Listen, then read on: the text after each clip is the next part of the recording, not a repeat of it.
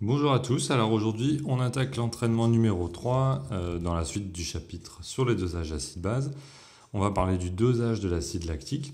Alors dans ces 4 questions, en fait on a des choses qui sont assez classiques, sauf peut-être la question 1 qui est un petit peu plus en lien avec ce qu'on a fait dans la vidéo précédente.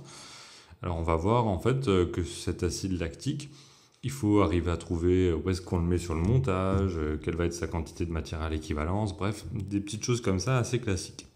Alors, on commence par la question 1. On lit l'énoncé, l'acide lactique, CH3, CHOH, COH. Donc on voit ici que c'est un acide, hein. Je vous rappelle, il y a le groupe ici carboxyle, COOH, est un acide faible. Par quelle espèce chimique peut-il être dosé?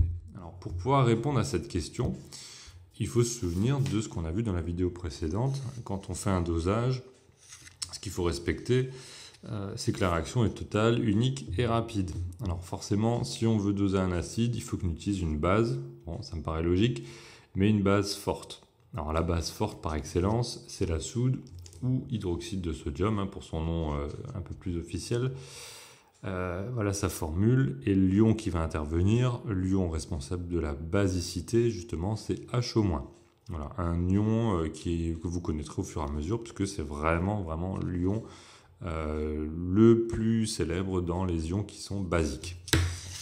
Donc, je vous ai déjà préparé cette petite phrase ici. Par quelle espèce chimique l'acide lactique peut-il être dosé? Par une solution d'hydroxyde de sodium qui contient des ions HO-. D'accord? Ok. Alors, comme c'est une solution, il y a un ion qui va intervenir aussi dans cette solution, même si lui n'a pas de propriété acide et basique, c'est l'ion sodium, d'accord? Hydroxyde de sodium. Je répète, le plus important, c'est lui. Écrire l'équation de la réaction du dosage. Ça, c'est quelque chose qu'on a vu aussi dans les vidéos précédentes. Il faut arriver à identifier les deux couples.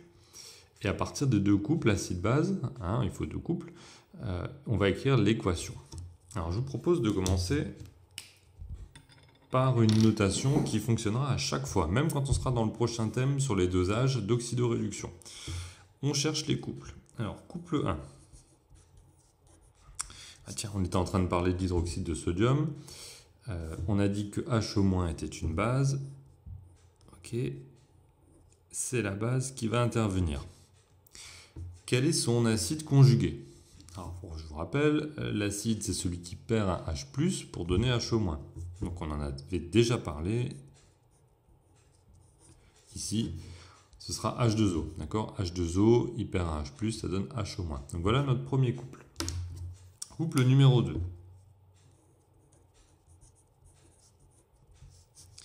On va faire intervenir l'acide lactique, puisque c'est lui qu'on veut faire réagir. On a sa formule ici. Je rappelle que c'est une formule qui est un petit peu longue. Donc toute cette partie-là, on va pouvoir l'abréger en mettant R. D'accord? On utilise cette notation simplifiée. Vu que c'est un acide, on l'écrit à gauche. C'est RCOOH. Et sa base conjuguée, hein, il perd un H+, ce sera RCOO-. D'accord? Nous avons ici nos deux couples. Alors maintenant qu'on a les deux couples, on va écrire les deux demi-équations qui sont associées. On commence par le premier. Alors, un petit conseil aussi, ouais, avant de passer, entourez s'il vous plaît les espèces qui vont effectivement réagir au début, qu'on a au début de notre expérience, l'acide lactique et la soude. Alors, premier couple, HO-, d'accord, va être égal à H2O, hop, à condition, voilà, qu'il récupère un H+. Deuxième demi-équation, RCOOH, j'aligne bien les égales, va être égal à RCOO- plus H+. D'accord? Voilà, là on a nos deux demi-équations et on a bien mis au début, enfin à gauche, les espèces qui sont bien présentes au début de notre expérience. Bon, maintenant on applique le principe qu'on a déjà vu, on va tirer un trait et on va additionner tout ça. Alors, je vais un petit peu dépasser ici, c'est pas très grave parce que la réponse après est pas très longue. Donc, je tire un trait. Voilà. Et on va additionner. Alors, on met déjà une flèche. H au moins plus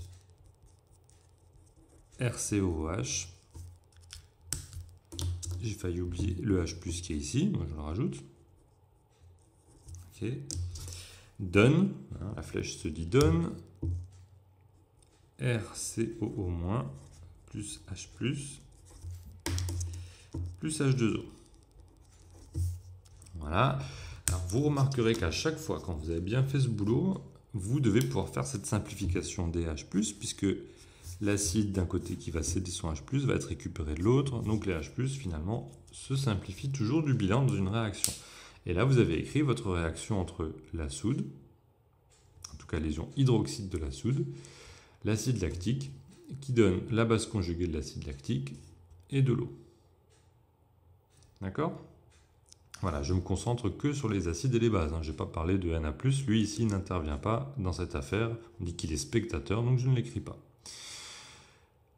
Pour la question 3 à présent, il faut écrire la relation entre la quantité de matière d'acide lactique, Na, et la quantité de matière de l'espèce titrante, vers C. Il n'y a pas beaucoup de choses à se dire. En fait, c'est les choses qu'on avait dit précédemment. À l'équivalence, la quantité du réactif titré sera égale à la quantité du réactif titrant qu'on aura versé à l'équivalence. D'accord ? Donc là, en fait, c'est une réaction très très classique de l'équivalence. On aura une quantité de matière qui sera égale à une autre quantité de matière. Il faut juste bien préciser qui. La quantité de matière d'acide lactique qu'on aura au départ sera égale à la quantité de matière de l'espèce titrante qu'on aura à l'équivalence. Je peux même mettre ici que notre espèce titrante, c'est la base, voilà, à l'équivalence. Okay, on peut écrire E ou équiv, ça va dépendre vraiment des sujets. Voilà. Donc je vous précise quand même que E ici, ça veut dire équivalence. Là, on ne nous demande pas de parler des concentrations, comme ici, on ne nous demande pas de passer à cette relation-là. Voilà, on pourrait le faire, il faut juste connaître ça dans notre cours, que la concentration fois le volume est égal à la quantité de matière, d'après cette relation que vous connaissez depuis l'an dernier, voire même depuis la seconde. Là, on ne nous le demande pas, donc on ne va pas plus loin. Voilà. Relation à l'équivalence, les quantités du titrant est égale à la quantité du titré. On va compléter maintenant le schéma du dosage. Là, il n'y a aucun calcul, il faut arriver à faire ça presque les yeux fermés, retrouver où est le titré, où est le titrant sur ce montage. Vous voyez, on ne nous demande même pas de mettre tout le matériel, juste le titré et le titrant. Donc le titrant, toujours dans la burette. D'accord, donc là on va mettre réactif, titrant. Et toujours, là aussi, dans le bécher, voilà, le réactif titré.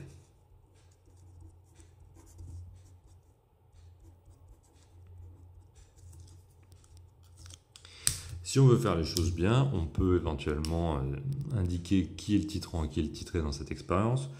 Donc le titré, celui qu'on veut déterminer, l'acide lactique peut-il être dosé? C'est l'acide lactique.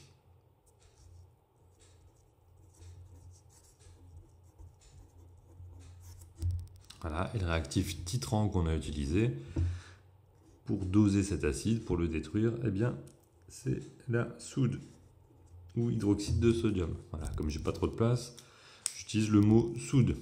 Ça fait un peu plus court. Ok, voilà pour cet entraînement numéro 3. Eh bien, j'espère que vous êtes parvenus à le faire sans trop de peine. N'hésitez pas, si vous avez des questions, à me l'indiquer. Voilà. Et la prochaine fois, eh bien, on s'attaquera à la dernière partie de notre chapitre où on parlera de l'exploitation des courbes de dosage. On parlera, voilà, de cette dernière partie. Allez, à plus tard!